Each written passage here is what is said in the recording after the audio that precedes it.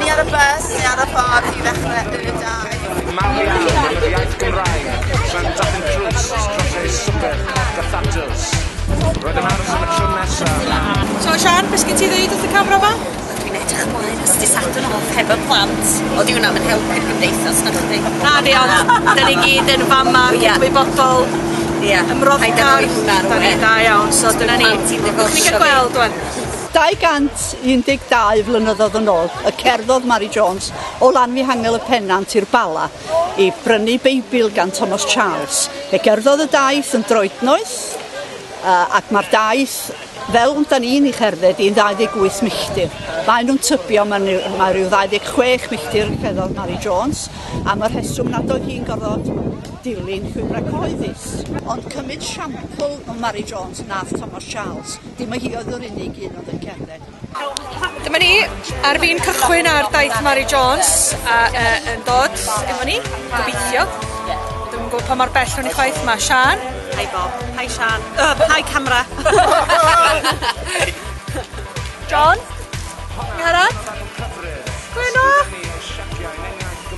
Angharad. Angharad. Arsla. Owain. Catrin a Meirion. A Steff y Morrises. A nhw'r Morrises. A dyn ni gyd am gychwyn o'r lle hyfryd yma. Mae'n dywydd ardderchog i gerdded. So da ni'n mynd i gychwyn o Lanfihangel ym Mhenant. Ac ymlaen wedyn a stop bach ym Minffordd.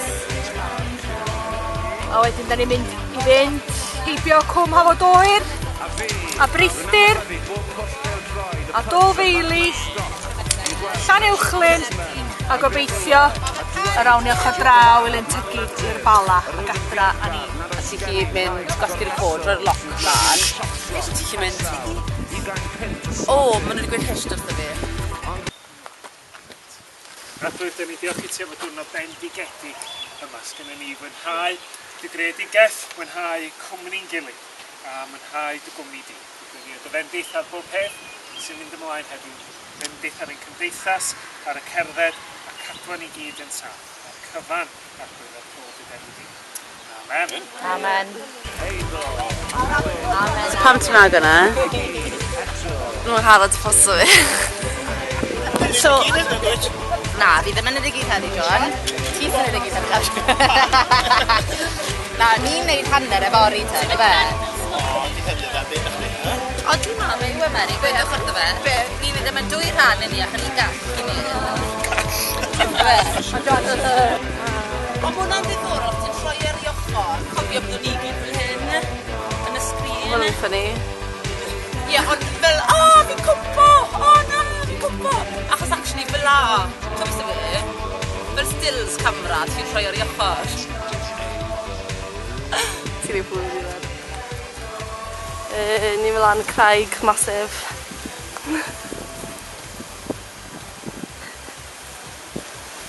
Antur. Mae rhain arwain y gad. Barod.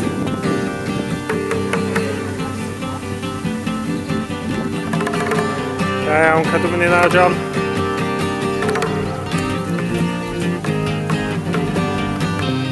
Stragglers yn dod.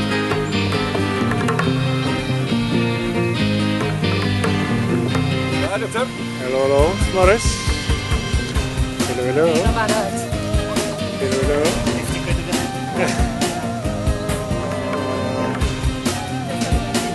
Nice of you to join us. Dyn ni'n fel shortcut. Dych chi'n fel shortcut, da iawn. Ar ola fydd gynta. Da iawn. Dyma proffwydoliaeth fawr, fydd y dŵr ym mhenner, hwyr yn troi yn nau, fel mae'n fastach yn y gwmni brasach. Cymru cyflen wylloi gan yn sychu, dŵr fydd y gydofol yn y 60au, dŵr fydd y stŵr y ganri. Gyda ni'n ysgogi drefnu'r daith yma, ar ôl bod i gyngerdd, cyngerdd yn Capel Audacious ym Manceinion, a yn y gyngerdd oedd sôn am yr elusen mawr enw A21, a gwaith yr elusen, yr eglwys yn rhyngwladol sydd wedi cychwyn ni, a gwaith yr elusen yw codi arian a ymwybyddiaeth, at y broblem enfawr o masnachu mewn pobol, sef human trafficking. A oedd y ffigurau nath nhw sôn amdani yn yr gyngor yna, dys yn hollol erchill. A o'n nhw'n herio pawb yna i wneud rhywbeth i helpu. A wedyn ni'n dilyn na, oedd criw o'n i wedi mynd. Wedi dechrau dod at ei gilydd a rai ffrindiau ychwanegol a meddwl am beth gallwn ni wneud yn lleol yn y Bala i helpu. A un peth wnaethon ni feddwl amdano oedd taith gerdded a pa daith gwell na taith Mary Jones. A wrth gwrs yn rhan o... nath Mary Jones cerdded y daith nôl yn 40 ganrif 15 i 1850 fi'n meddwl. A yn dilyn hynny nath i cael y Beibl Thomas Charles a nath i gymaint o argraff o Thomas Charles. Nath Thomas Charles mynd i Lundain i sefydlu Cymdeithas y Beibl a ar y panel cyfweld i sefydlu'r gymdeithas achos o'n nhw'n teimlo'n gryf dyle pob person cael yr hawl i cael Beibl. A oedd William Wilberforce ar y panel na. Wrth gwrs oedd William Wilberforce gwaith dygun dros 27 mlynedd neu fwy i frwydro yn erbyn Caethwasiaeth i byd nhw felly. A nath nhw llwyddo i dod o deddf Caethwasiaeth i rym. Fi'n meddwl yn 1917 neu rhywbeth tebyg. A beth bynnag felly heddi mae Caethwasiaeth o math newydd gyda ni a o'n i eisiau gwneud rhywbeth i helpu.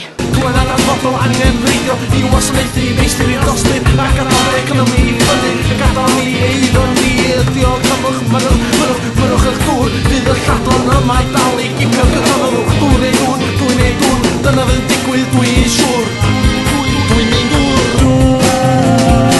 sy'n archifo dros y wlad e bydd y mama'n had am brodyr a priori a minnau'n di bydd yn barod am y frwydr fydd ei dŵr yn troi yn brydr ac adnoddau dan y chwyddwydyr cwniau dŵr y swnio mwy o hadan wachau bontio bwlch yn elw cwmniau cynnesu byd eang anel yn hydr dal i ddaw o sredu y fia fel o Moses fydd y rhaid yn crefu y mwy o dŵr bydd rhaid a chyrthu a di ffeidwch Cymru Arhodiau heddwch wrth i fi neu geiddi ac enaid hwn. Mae'n i Gerard? Dona, ti eisiau dweud y gyd eto?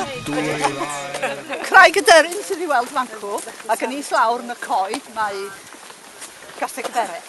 Llechwedd sydd o'n blaenau ni, cartra William Hugh. Oedd William Hugh yn ddylanwad mawr ar Mary Jones gan i fod o yn bregethwr lleig efo'r Methodistiaid. A dwi'n siŵr petai Mary Jones wedi cerdded ffordd hyn, os ddim sicrwydd na ffordd hyn cerdded i, y bydda fo'n gwylio allan amdani'n cychwyn gynnar ar fore braf o fai. Dŵr oedd y sbardun y dadeni diwetha. Dŵr fydd yn creu dadlau ymysg y genedlaeth yma'r genedlaeth nesa. Bydd dŵr yn cael ei droi melinau hunain mewn dŵr stŵr. Bydd rhain wedi plygu'n llwyr yn moes yn gyrmu wrth y bwrdd. Daeth y Saeson gyda isgwr i osod rhain o ddŵr mor dyner ac modilion dros dim bandau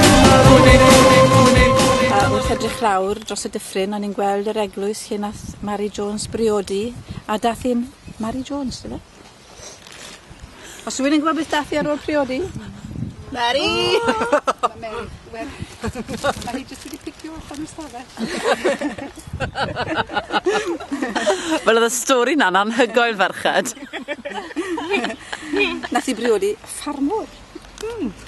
Dwi'n meddwl. Mr Jones. A mae'r eglwys bellach wedi cael ei werthu i fod yn gartre. A beth oedd Mary'n gweud, Mary, bod y pobl oedd wedi prynu fe? Na, nid yr eglwys. Nid yr eglwys. Eglwys Eglwys Tan y Llyn? Ie. O, mae wedi cael ei werthu. Mae'n yn gystadleuaeth i hanes Cymru. Fyna nath i briodi, twel. Story of Wales eat your heart out. Hugh Edwards eat your heart out. Ar ôl iddi brodi, dwi'n gwybod o'r wedi heb gamser reit drist, ond gath i fywyd reit drist. Athyn nhw fyw i Abergynolwyn at i'm hami. Gath i 2 o blant yno. Wedyn, nath hi a'i gŵr Thomas Lewis Jones symud lawr i Bryn Crug. Gathon nhw 4 o blant yn ychwanegol. Cyn oedd 5 o'r plant yn 15 oed, ond 5 wedi marw. Ac o'na mond un yn dan o fyw. Fi oedd ei gŵr i farw yn ifanc, pan oedd hi'n ifanc. Ac yn 1840 y blynyddoedd yna, ddoth na newyn mawr i'r ardal. Ac fe ymfudodd llawer iawn o'r ieuenctid i America. A mi ath y mab hynna, John, i America hefyd. A'r cwestiwn mawr, beth oedd ei henw hi ar ôl priodi? Mary Jones, ar ei brodi Thomas Lewis Jones. Am y cynlleied o'n i ma? Oed, ti di e lot. Wel, thanks, achos mae'r ffit o hynny ni wedi hen ddechrau ar gweddill y daith. Da ni'n aros yn un yn gwrdd ar yr enerchedd o'n siarad. A mi dyr unig fachgen ar ôl. Atgofion o'r meistri, ei campwaith a'i car. So pwlpit y diafol nôl lan fyna. Beth oedd y dadi'n gweud am pwlpit y diafol? Stories, but hol yn cael ei taflu ffwrdd o os maen nhw'n dod defnydd.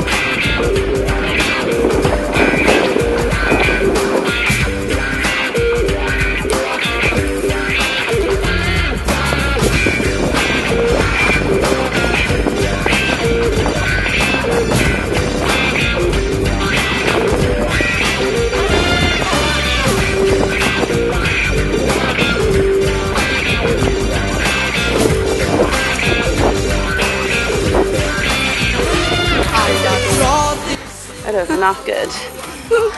Okay, na I fydd o'ch rhaid ti, mae'n rhaid reit i wrth Okay, so ti chi trio roi cyd-destun i ni o beth oedd yn golygu Mary Jones, pam oedd hi fynd i safion? Wel, ia, oedd hi'n fodlon yn mynd 25 milltir achos, wel, oedd gair Duw mor gwerthfawr i hi. Oedd hi'n gweld, oedd e fel bara i hi byw off bob dydd. A'r ffordd oedd Duw wedi dewis siarad â hi. So mae fel heddi fel lle yn China a fel Gogledd Corea a pethau lle mae pobl yn maen nhw'n dysfodol risgo bywyd nhw i smyglo'r llyfr ma mewn i pobl wlad jyst cael darn o fe a mae pobl yn fodlon disrwbo lan gwahanol tudalennau, cadw fe fel grŵp fel cadw fe mewn llefydd gwahanol maen nhw'n goffod mynd i eithafion un o chi ar Rhan fe di Brother Andrew oedd e'n smyglo yn ser oedd y Soviet Union yn gri oedd e'n smyglo jyst ar ben ei hun oedd e jyst boi Dutch oedd e mewn car fel rec jyst cenw fel and the Bibles yn yna trwy Soviet Union i gyd a nawr mae fe'n neud i'r Taliban a pethau so o'n nhw jyst yn gweld bod gair Duw yn fyw ac bod actually newid bywyd yno bod nhw jyst yn cael ei darllen am Iesu a beth oedd wedi dweud